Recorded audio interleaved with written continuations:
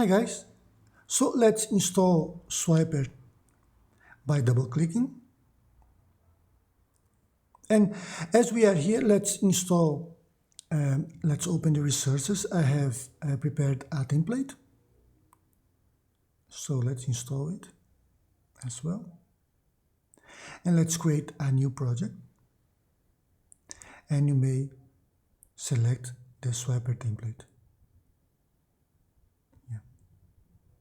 So this template, I have already added Swiper to the page, of course, and the navbar on top of it with the necessary classes added. So we can start with this template and let's preview. Alright, and that's ready to use.